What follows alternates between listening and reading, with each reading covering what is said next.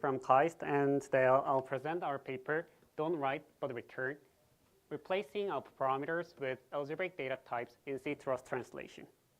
So the goal of this work is to automatically translate C code to Rust, and especially in this work we focus on op parameters in C and algebraic data types in Rust. So in this presentation I'll explain how op parameters are used in C and how algebraic data types of Rust can replace them. And I'll show our approach to replace those during the translation. And this is joint work with my advisor, Sukyoung. So Rust is a recently developed system programming language that tries to replace C in system programming. Its ownership type system can detect memory bugs at compile time through type checking. And this makes translating C code to Rust a promising way to enhance the reliability of legacy system software. By translating the code and type checking it, developers can detect previously unknown bugs and even prevent introduction of new bugs in advance. And noticing this potential, the system programming community has already started the transition from C to Rust. Notably, Linux has already added support for Rust in kernel development with its recent release. However, manually translating the code is hard to be correct. It's very time-consuming and error-prone. So it's desirable to have an automatic translation, and such automatic translators should meet the high expectation of developers to be used in practice. And it means that they should be able to replace some code patterns in C with proper language features in Rust. So, and one such an important language feature in Rust is algebraic data types, or ADTs. And in this work, we focus on two specific kinds of ADTs, namely options and tuples. And they are useful, especially useful, for when being used as the return types of functions. Options are useful for representing partial functions or functions that may fail on some input. Here, div divides n by d and returns the quotient. And this is a partial function because it fails when d equals 0.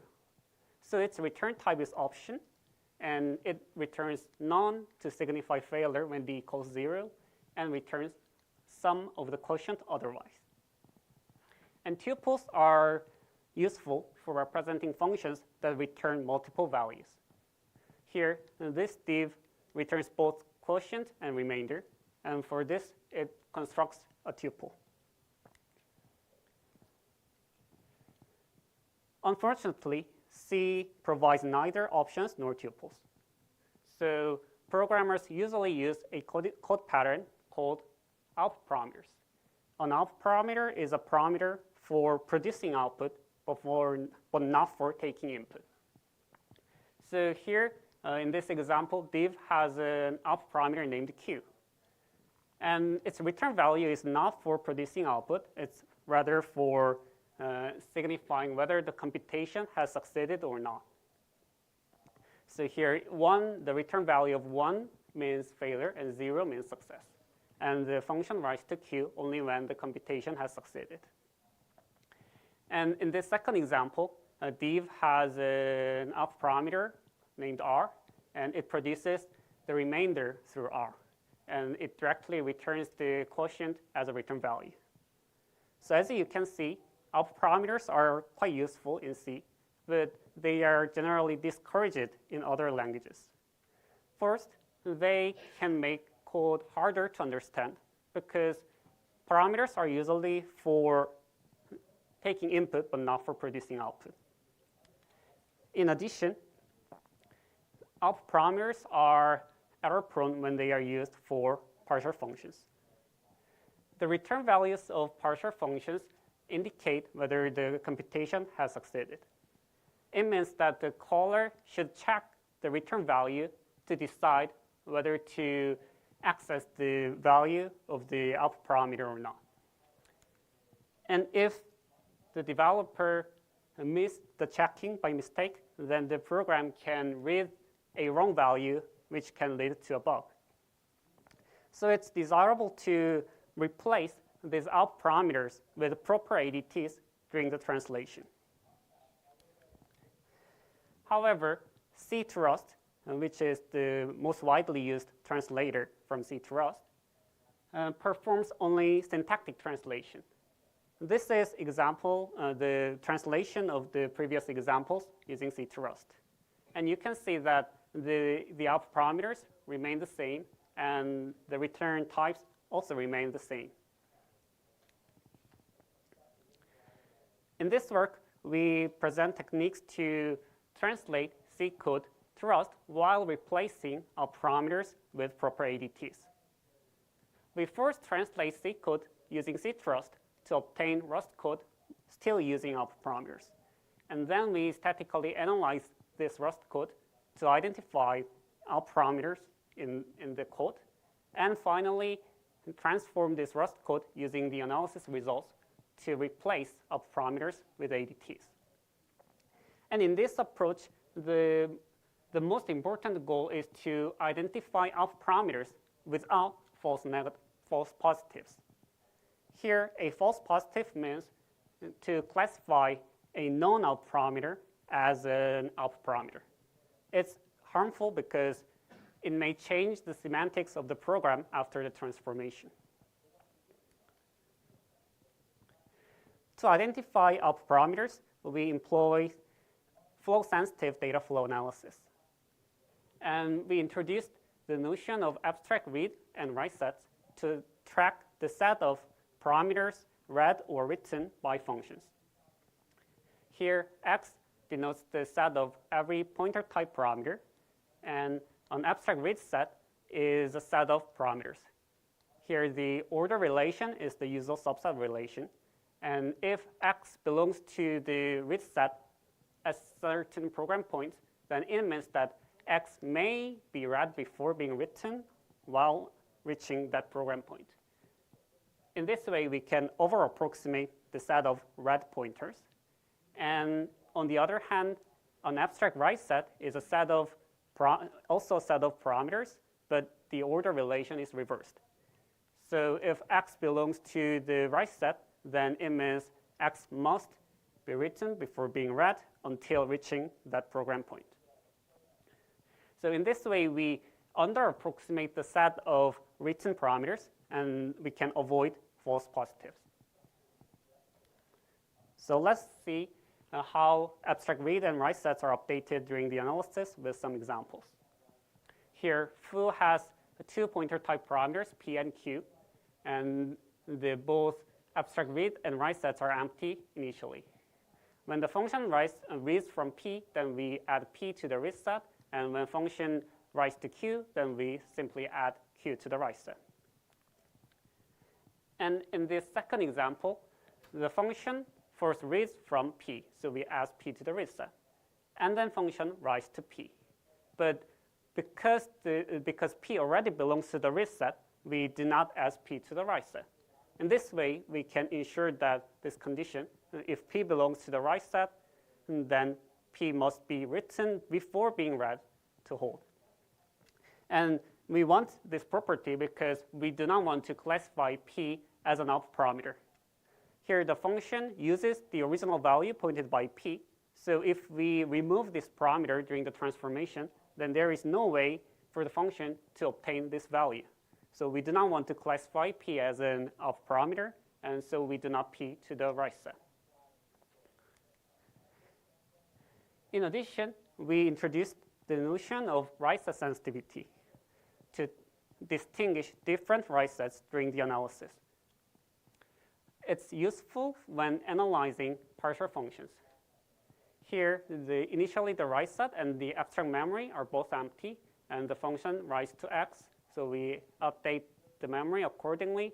And the true branch of the if statement, the function updates x and writes to p, so we add p to the write set. And when the control flow merges, instead of joining these two different write sets, we simply keep both different write sets. So we In this way, we can track the relationship between the value of local variables and right sets. So here we can conclude that the right set is empty when x equals 1, and p belongs to the right set when x equals 0. And finally, when the analysis is done, we can identify alpha parameters by inspecting the abstract state at the return point of each function. So we classify alpha parameters into two categories, most alpha parameters and main alpha parameters.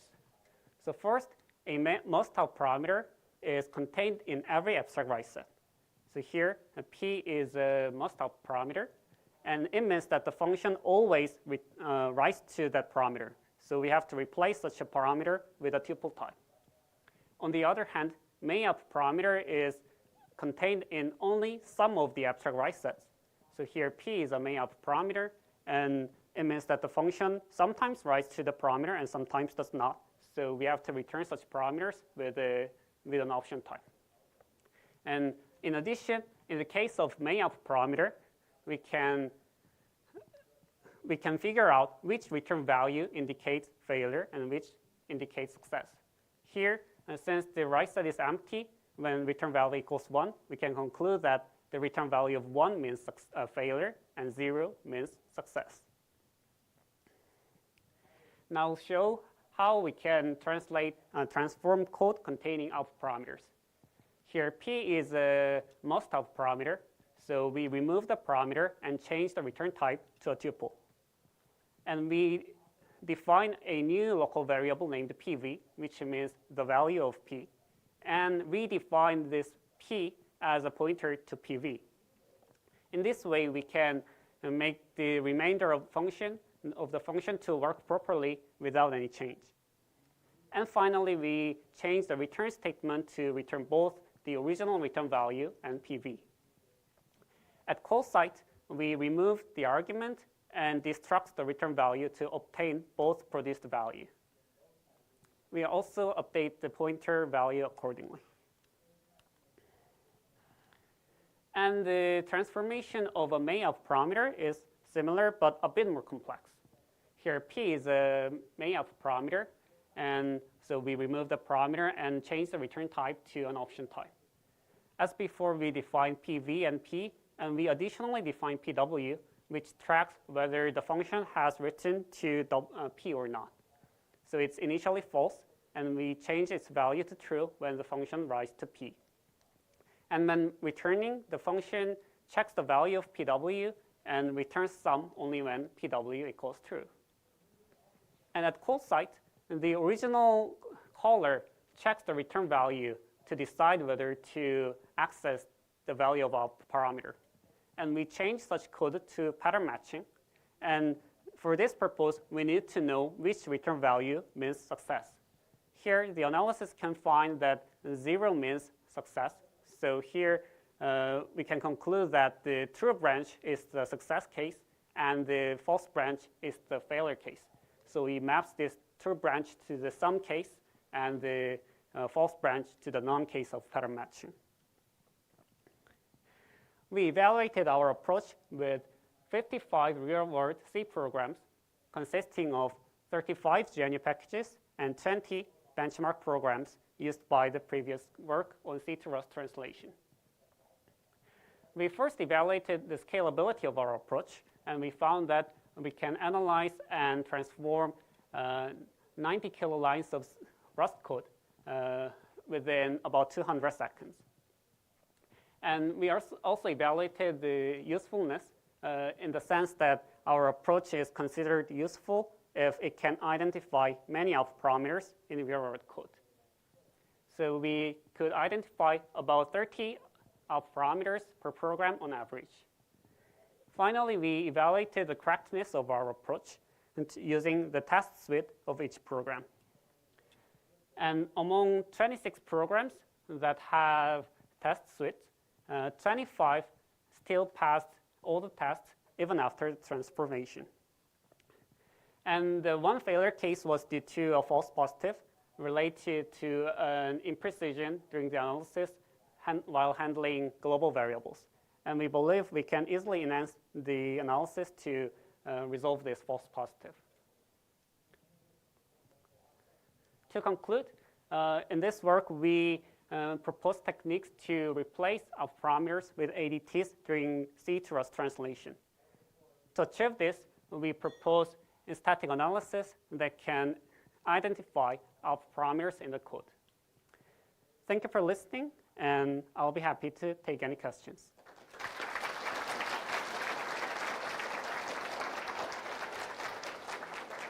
Great. Any questions? Please head to the mic. The example where you choose an option type seems like a clear choice, but as soon as you go to some of the may return cases, how do you select, or do you generate a fresh type every time? Do you select the result type? Rust, for example, doesn't have a generic either type like Haskell, and result sort of implies an error just from the name. So I was curious what types you pick or generate in the other more complicated cases. Yeah, thank you for the question. So in this presentation, to simplify the things, I used option type as an example. But in fact, in our real implementation, we are using result type always. That's because in this example, in the presentation, 1 was the only value for the error, the failure case. But in practice, there can be multiple error values or error code, and the caller may need that information to classify the kind of error. So to keep that information, we are using result type in our implementation. So the result of t, e, and t is the type of the value, and e is always the integer type because we are always returning the error code in the case of failure. So in our implementation, we are using the result type. Okay, that makes sense, but you never generate algebraic data types with 3 constructors? No, we are not doing this. So yeah, in this work, we are not dealing with, in general, ADTs, but we are focusing on only tuples and result or options. Yeah. Thank you for the question. Oh, very interesting project. So I have a question about, can you generalize your method to other language? There's a lot of language, both have the mutable variables of reference plus the ADT, right? So if some programmer writing a program using your input parameter simply because it can use reference, but it's supposed to return the ADT, something like this, can you generalize your method to this kind of language, or is it very specific for Rust? Sorry, so what the original code for example, like? there's like a Scala or OCaml, both have a reference or mutable variables in ADT, right? Some programmer maybe write a program using input parameters. Because simply it can support it. But of course, you mean output parameter or input parameter? Output parameters. Yeah, I see. It's simply supported, but is it supposed to actually return the result? I see. So I think the approach itself is language agnostic. So I believe we can apply to other languages if that kind of code patterns are prevalent. Okay. Thanks. Thanks for the interesting work and the great talk. I just had one question. Your whole motivation for the optional types was transforming them was that you can detect bugs where the user is not checking the return, but that still stays as it is. Like, are you pattern matching and inserting more error checking at the call site for the optional types?